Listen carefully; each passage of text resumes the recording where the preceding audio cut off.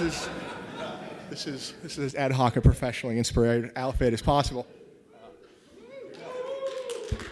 Yes.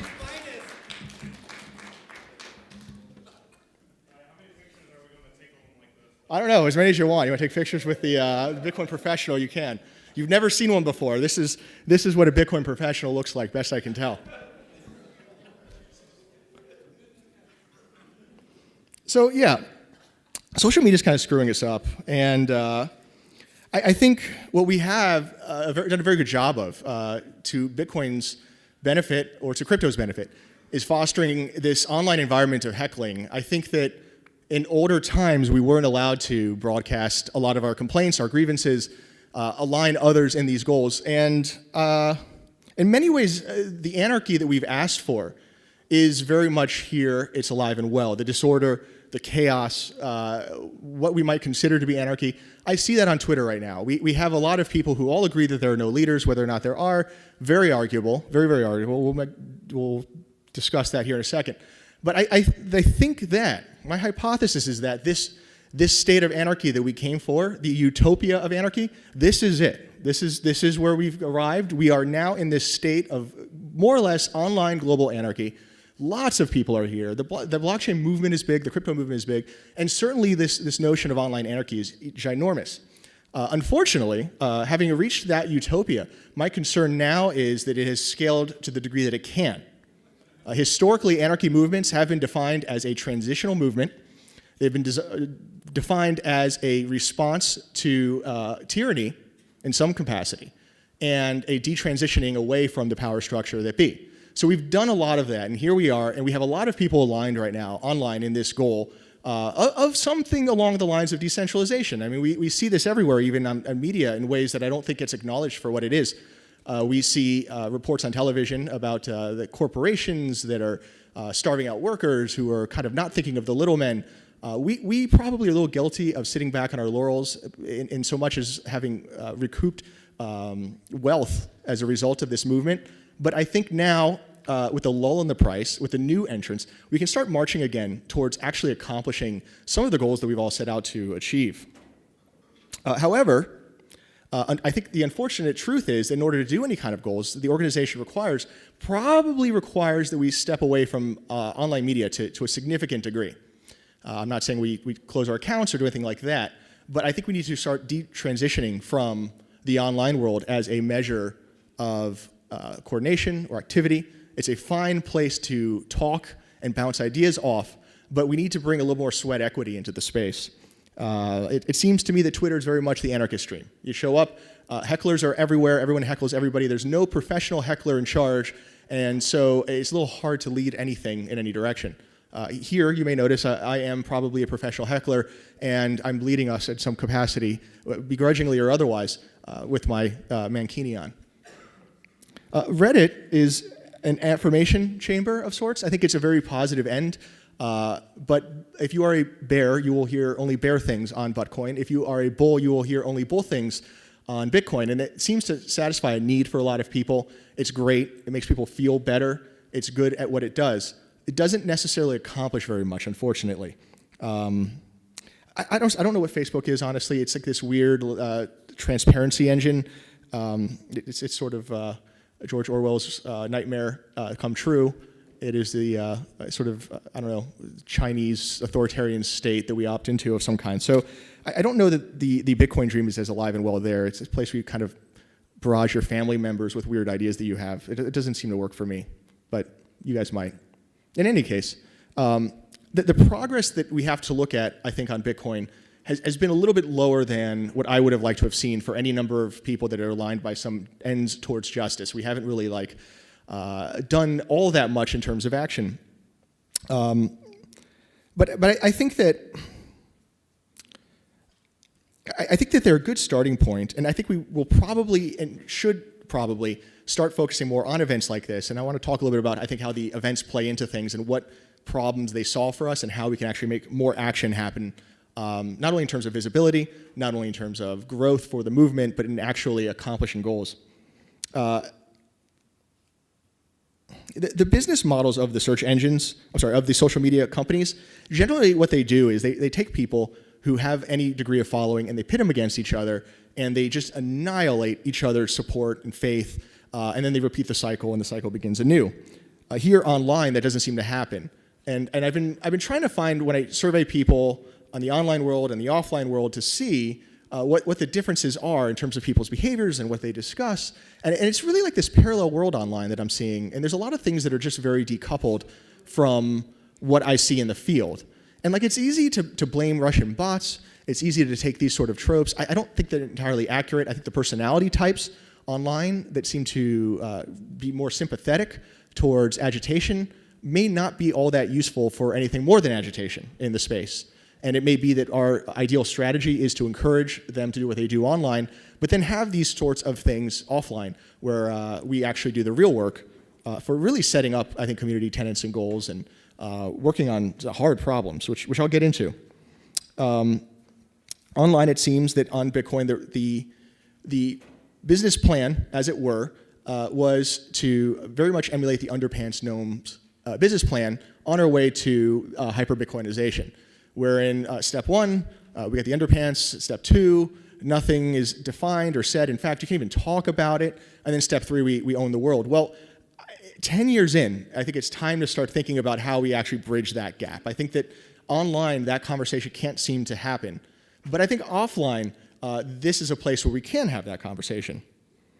So yeah, let's revisit in this room some first principles. I want to see, I don't really know, this is an experiment for me, and maybe I'll divide the room right now, and if so, that's okay. Let's do some quick polls. Let's take some contentious issues online and see how it maps offline. Okay, first off, who believes that Bitcoin has leaders? Okay, excellent. So we have here what seems to be at least 50% or so who believes that Bitcoin has leaders. Online, it seems like the amount of friction that you have for saying Bitcoin has leaders is inordinate, and there's just no ROI on opting into a campaign for leadership online. Offline, here we have 50% of the room that says, yeah, there are leaders.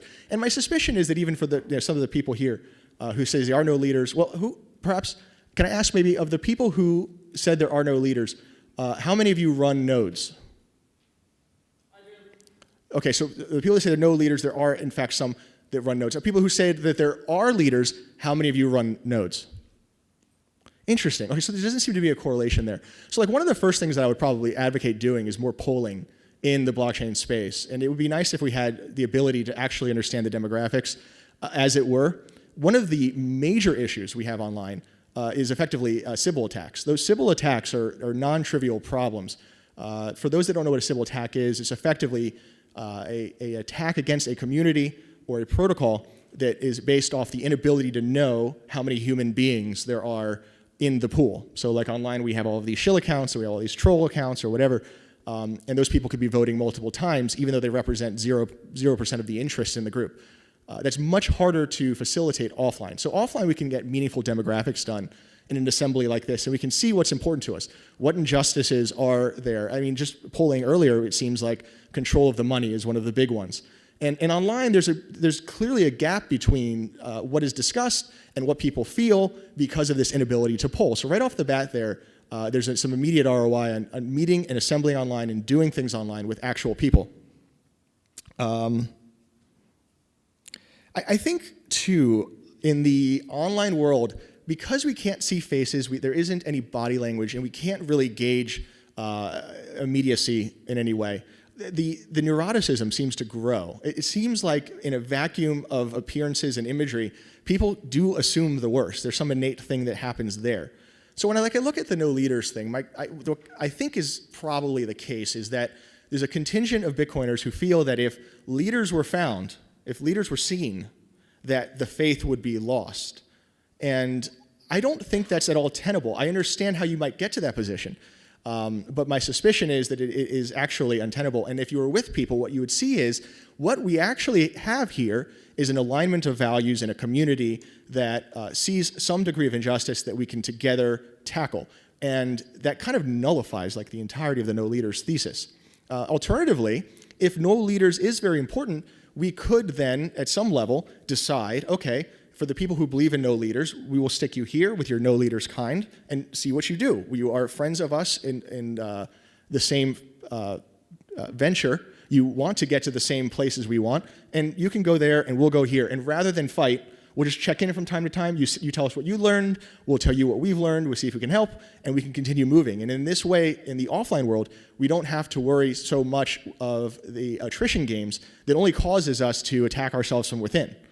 We've seen that with the multiple Bitcoins, wherein some percentage of the community found an injustice in the Bitcoin space and immediately pivoted to fighting what was the incumbency in Bitcoin. And that would be, namely, maybe depending on how you want to do the politics, either the Bitcoin SV or the Bitcoin Cash or the Bitcoin XT or the Bitcoin Core. These are groups that found tyranny in some capacity. And because there wasn't any form of IRL coordination, it seems like the incentive was just to form these attrition games on social media where everybody's social capital was depleted until the net result is that we are all weaker than we started, even though we are very aligned in our goals.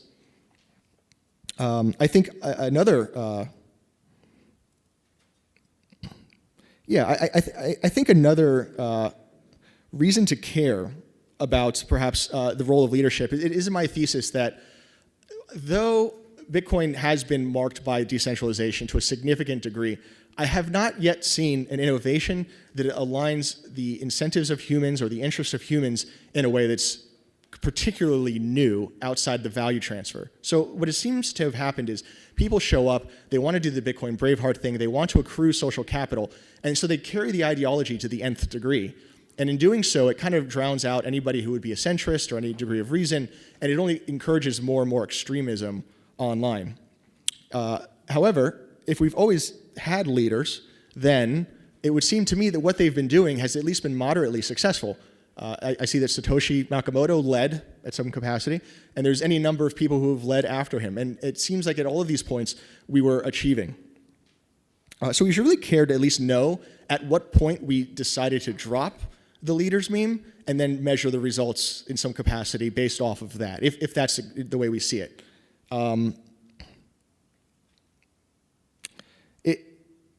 It seems that It seems that the business models online are really good at creating injustices, and we're seeing this in multiple ways and in many, many other communities. In a lot of ways, this should have been our bread and butter. At 10 years in, we should have seen ourselves in more places. I remember, I think when the Ukrainian Civil War was starting, there was, for me, what was an iconic image of the freedom fighter who had a QR code donation thing that he was holding up. He seemed like he was downtrodden. He was this sort of oppressed person, the proletariat of sorts.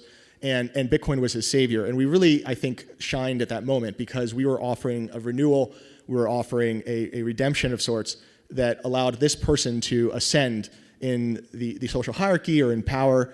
And I haven't seen that as much in more recent movements. And that's a little discouraging. And the reasons why are kind of obvious to me, and we'll get into that.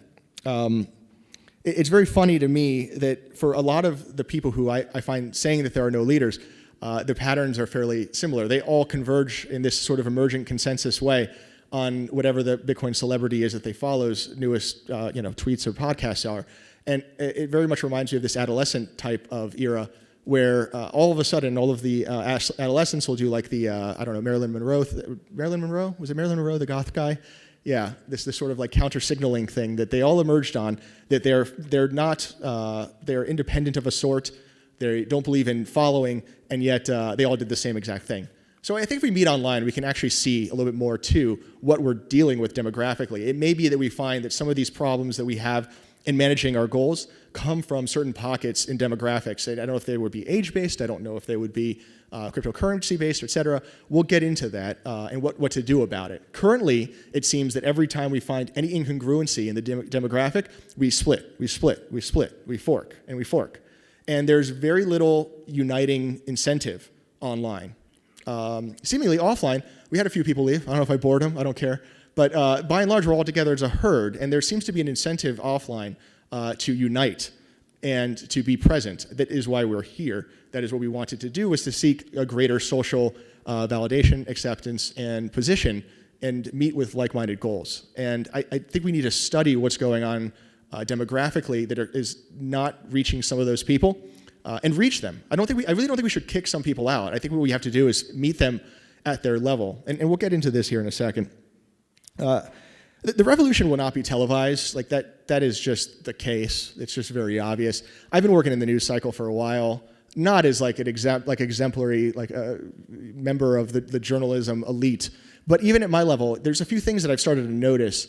And the tendency for the mainstream media to redefine events is very high. I think all of us we've all been like socially conditioned to accept meaning from the press in various ways as it's delivered. This is the conflict, this is the good guy, this is the bad guy, and this is the op-ed version of what happened. But that is not the way the world works. The way the world works is there's friction, there's chaos, there are people on every side. You can try to get information, but there's a fog of war, and the good guy is non-existent, the bad guy is non-existent, there's just friction and chaos. And then over time, things settle, and then we have maybe a better picture. But here in the space, because we're all in this online world, it seems like even to ourselves, we are pushed to put people in boxes, put issues into a form of resolution when they shouldn't be, and frankly, to not resolve things when they should be. Here 10 years out, we're still like arguing all kinds of stuff that should have been resolved a long time ago. But for varying reasons, the pressures in the media aren't actually in our interests as Bitcoiners. They're in the interests of the advertisers or in the social media companies. And it seems like we're really succumbing to the sort of oppression that I thought we were trying to flee in the first place with some of these things. In a very successful decentralized world, we would see ourselves being the arbiters of this assessment. We would be defining the history. We would be choosing the resolutions in a way that maximized, I think, all of our input and viewpoint, frankly. So yeah, the revolution just won't be televised. And it's not even a conspiracy. It's just that at some level, it doesn't seem that that's what people want online in a lot of formats. I do think that scaling from here will probably require action. Okay, now this is not like a revolutionary cry. I'm not going to do any of the older things where burn the banks or anything silly like that. But I do think action is required. We do need to do a handful of things to show people that there's a movement, that it's alive and well, that people are coordinating on like-minded goals, and that we have some degree of power. The price alone is a wonderful indicator, but as we've all seen, it can correct wildly and fast. And without some degree of action, without some degree of perception of growth, it would at some point affect the investor sentiment. I'm very bearish on a handful of trends. This hodling to the point of prayer. I don't know that that's reasonable. I think hodling is good ethic, but ultimately we have to actually do something at some point. The potential is clearly here, but I think we are not. I think the reason we're not actually succeeding more is because we kind of have relied on these centralization providers, the social media providers. So another thing that I have with the online world that is increasingly obvious to me, that regrettably so, knowledge is power. Everybody knows that. But I don't think what people realize is that the way that asymmetry in knowledge is delivered is where we achieve power. So like here in this room, I can say things to you that the rest of the herd doesn't know. That is, at some level, our power. And it's perverse because in the online world, you have to kind of share your secrets in order to gain followers or gain prestige. But what that does is it creates an externality cost onto the system, because this could have been our knowledge to empower our goals, but instead you give it to not only our enemies, but our sort of poor gatekeepers in the community, who then pillage and take and who don't really give back in result of this knowledge acquisition. So that kind of is antithetical to, I think, the social media space in terms of what we need, which is asymmetric knowledge, and then how we succeed in social media. And that's kind of a glaring problem. I think a lot of people are starting to notice that too. We're seeing at least the start of like paywalls. Having a New York Times subscription probably changes you as a person in society, because you now have information about the world that your fellow neighbors don't get. And I think that's going to become increasingly pronounced. And here in this space, sure, we can emulate that model, and that's not a bad thing to do, is to have like an insider press. But I think that there's even more potential meeting IRL. And so I'm pushing for that right now. I'm pushing for that. I think that that's our next step. Okay, so here we go. Let's do another round of questions here. Let's see what I can get from you guys. I would like to know how everybody heard about crypto. Let's take some of the old timers. So someone who's been in crypto for like 3 years or more, raise your hand. That's an old timer now? I go to a lot. Yeah, good. Fine. Let's do it. Let's stagger it. Who's been in here for 5 years or more? Okay, perfect. Wayne, what got you in here? I heard about Bitcoin, didn't really pay that much attention back in like 2011. I went to go buy a video card, and I couldn't figure out why ATI video cards had a 25-40% premium on NVIDIA video cards. And I figured out quickly it's using to mine Bitcoin. I'm like, what the hell? So I was like, I need to take a second look at this technology. So that's kind of my short story about it. Do you remember like a specific, like was it a couple things that hit you, or is it like one thing, boom, I'm in? I read an article, I saw like the price action. I saw the mining farms that people had put together, and I thought to myself, people are putting serious resources into this. It's not like some little thing I saw it slashed off once upon a time or some other place. So it seemed pretty serious. And well, it seemed very fringe, but it seemed like I had a feeling right away this is going somewhere. And I got to figure out like maybe there's something wrong with it, but if this actually works, it's working, then it's worthwhile. Okay, let's take another 5 year plus member. Raise your hands. You, sir, in the brown. How did you find? Oh, there's two people in the brown over here. The closest to me in the brown with the black cap on. Yeah, if you can yell a little bit. What do you have like an epoch of when you were alerted to Bitcoin, and what did you do from there? I probably found out about it. Just I couldn't sleep, and I was just trying to think about. I was already thinking about decentralized money as like probably a young teenager. And then I just typed that into Google, and eventually when it came across like talks to people like Derose and like he had a podcast called Let's Talk Bitcoin. That's not active anymore, but he would interview people doing startups within the space. And then I was just like, wow, there's a whole community for this. And then I saw that like Litecoin, and I remember CoinMarketCap like being like 5 or 6 coins at the time.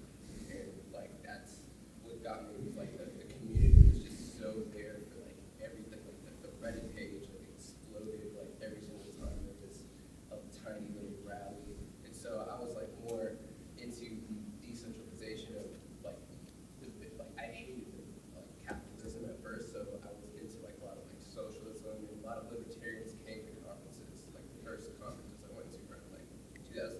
So that's probably what got me into it. It was like just the implementation of a community like being decentralized. Okay. Both of you are fairly similar in my mind in terms of how you found from class of 5 years plus ago. Let's take somebody really new. Do you have a question in the back, or did you want to get surveyed? I wanted to get surveyed. Okay. How many years and how did you get in? It's been a while, and I saw a great opportunity on eBay to resell cloud mining contracts. Oh, there you go. Classic. Do we have anyone from, let's say, anyone new to Bitcoin, blockchain, crypto in the last year? Is that person here? Don't be shy. I want to examine you. No? 2 years. Anyone in 2 years? Yeah, this is an old timer club. Oh, here you go. Perfect. How did you find out about us? I had some friends that had tried to get me to buy XRP and when we used it in 2016. And friends, were they IRL friends or are they offline friends? Or are they both? Combination? They got me into it by showing me screenshots of the Blockfolio app, and I still wasn't sold. I mean, it would just say XRP. So I'm like, well, what is this? And I found out about blockchain. From there, I was kind of fascinated with blockchain.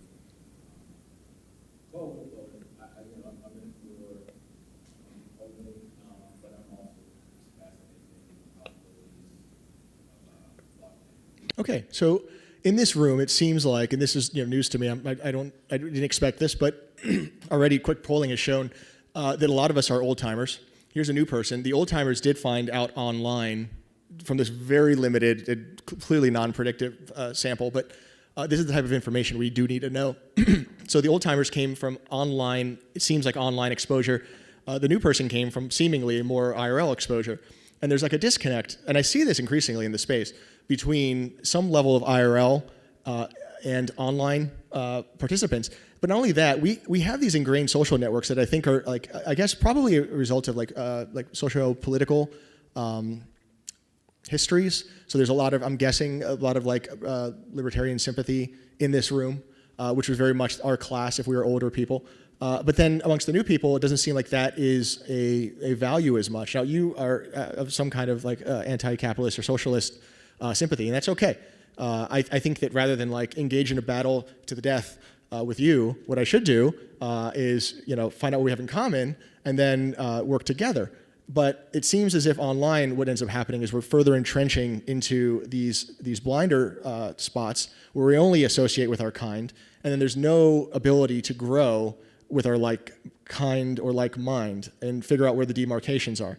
And frankly, like I'm watching the news right now, libertarianism isn't as healthy as it was when we got started. That just seems to be the case. I'm not happy about that. We can talk a long time about why that is. It doesn't mean that it's going to be the case forever. It may wax and wane. But even still, if it's waning right now, then we can ask ourselves what is waxing.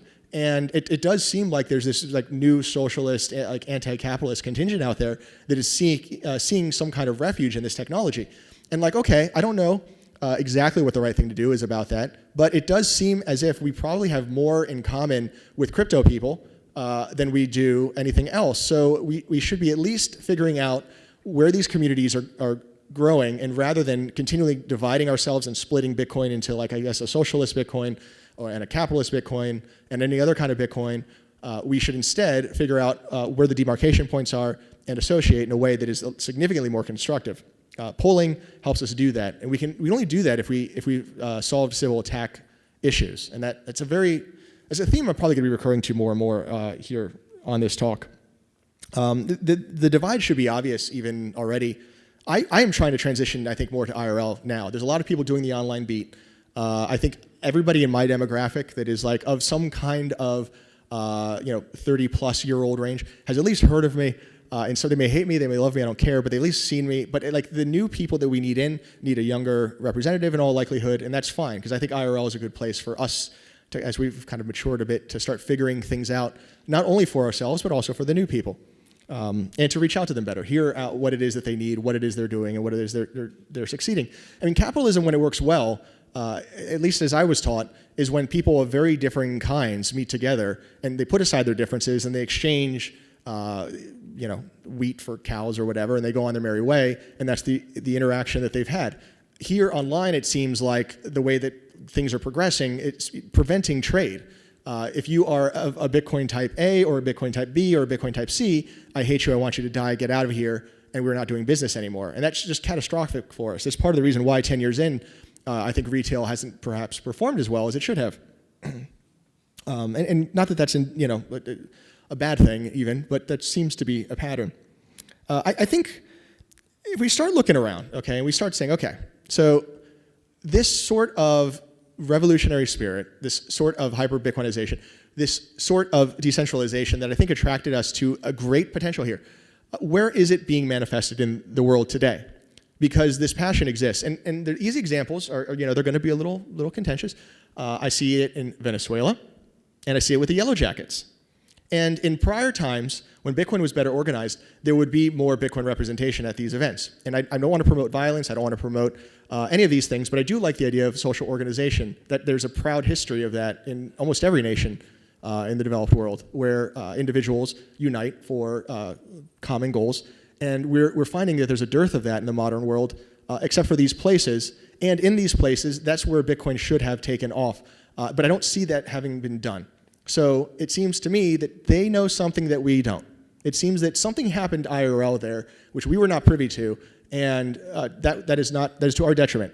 If we had better feelers in the IRL world, we would know people within our circle or friends of friends who are close to the yellow vest, who would get into there and tell us, this is what we're seeing, this is what's happening, and then we can also promote our agendas with those people. Like, okay, well, there's maybe put like some Bitcoin logos here, and let people know that if they need a refuge in the craziness, we can at least be some impartial source of value storage.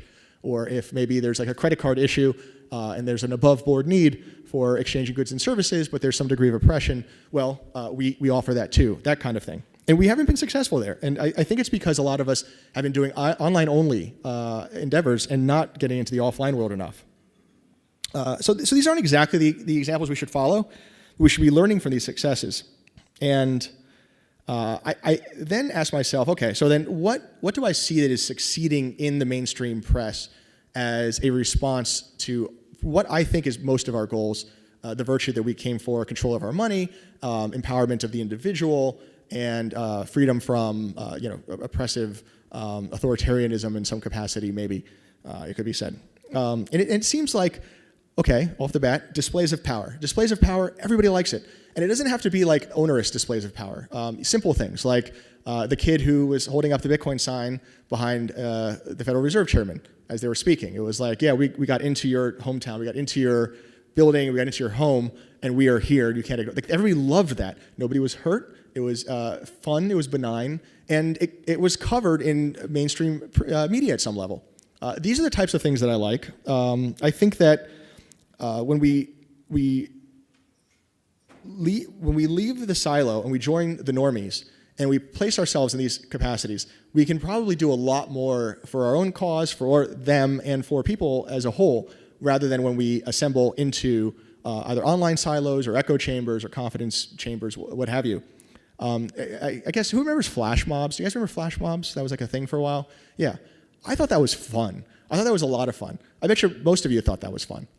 There's a degree of it that gets a bit absurd, and we are grown men, and maybe that's not the best use of our time in some cases. But that's the kind of stuff that makes the news. And these are displays of coordination amongst people. They're uncanny, and they're strange, and they're spectacles. And it brings attention to some latent power that wasn't disclosed above board or wasn't evident. There's a shock value to it. And these are the types of things that I think we can be doing more in this space. I can imagine, just off the top of my head, you guys could probably do much more, but like drones maybe with like LED signs or coordinated events where people wear maybe some outfits or something like that, and promote some level of spirit, some level of health and power in this underground movement. There's a degree of seduction in that as well that I find very compelling. I don't know if seduction will trend, but it seems like in all this transparency and loudness and broadcasting, we've lost this notion of seduction, and I could see that coming back. And for those who maybe don't know, seduction is like when you see Alice in Wonderland. She has she goes into the sort of like that door there. It just looks like kind of regular. There's a sign on it that says like, "Don't go in here," and you do, and then you walk into the room, and then there's this magical event that happens, and it was unannounced, and it was compelling because of that. We're kind of missing that online. But I think that we can bring that to the offline world. I think we can bring a lot of interest with these types of things and putting magic back into the air. Things have gotten so serious online. I'm not innocent in making things more serious, but the fun of the 90s with GeoCities and cats and strange things online, it seems to be waning as, frankly, as these social media companies are just engaging in these battles of passion and fervor. And it might be that the place to find that now is IRL. It might be that a lot of the mystery has left the online world. Maybe it will never return, or maybe it will return in 5 years. I don't know. But I'm pretty sure that offline opportunities offer us a great source of potential. I can imagine us doing things like renting out a room somewhere at a festival or an art thing and setting it up in some way that's just bizarre. We have a yellow card? Am I that? Say what? Holy cow, all right. Oh man, so many cards here. Okay, well, all right, so here's the thing. All right. Yeah, I quite literally could do a whole second talk on how we start to lead IRL and what to do IRL. But you guys all came here IRL, and it seems to me we can and should form little committees, small groups, I think is perhaps one of the terms for this, where we have a like-minded kind in our metropolitan city, or in some level of, university ideally, or these types of things, where we decide what are our talents, what are we good at.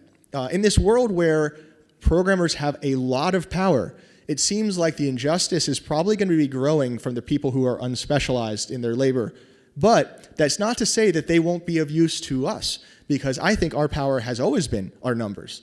And our numbers alone. I think 80% of anything that we need out of people is just having hands and being able to work with stuff. So it seems like if you're watching this, if you like this, if you're sympathetic, there's a couple of things we can do. We can start putting pressure on people online to start coming into things IRL, saying, look, what's your area? Come over to here. What's your area to come over here? Are you a university student? Whatever. As we start to see that pressure from us in this room to people online, if that grows, we can then start forming channels in a fairly decentralized way between our small groups and start to form superordinate goals that we all have. Things like that we know from polling is what we want, controlling our money. These are tropes that we can point to when there are disputes. We can say, does this bring us closer to that goal or further? I get why you may feel that that's bad, but is this in the group's interest, or is this in the decentralized interest as per our poll? Fine. And then we can have conversations about things in those ways. And then we can also start to coordinate. We can say, okay, there's a music festival.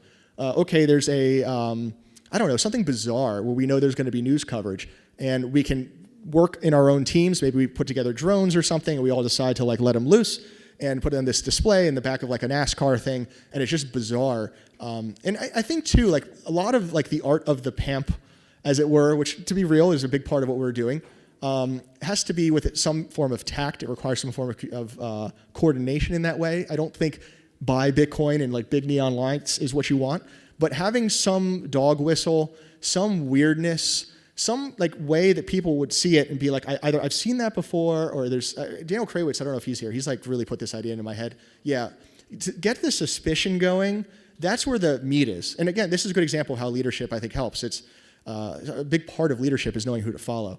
And you've sold me on this idea to a significant degree because it's obviously, I think, what people respond to. But I think that's where we're going to grow next. I think that if we do this right, if we get lucky, a couple of things could happen. We may see a period of social unrest in the United States at some point here. I mean, unemployment's very low, and the economy's doing amazing. But that will change. I don't know if it'll be a depression. I don't know if it'll be a recession. But there will be idle hands. We may see the growth of unionization. We may see a significant backlash. And if we time it right, we will have enough of our small groups, we'll have enough of our committees to where we have tentacles into these movements, like the Yellow Vests, or maybe Venezuela, or who knows what is next, to where we can make little presence known. And if we are able to unite all of these little tribes looking for virtue in some capacity with a shared currency, with a shared money, that's how I think we get from underpants gnomes to hyper-Bitcoinization. And that requires sacrifice, and that requires knowing people IRL, doing things together. And in the interest of time, I think that's where I'll leave it. So hopefully I made a good case.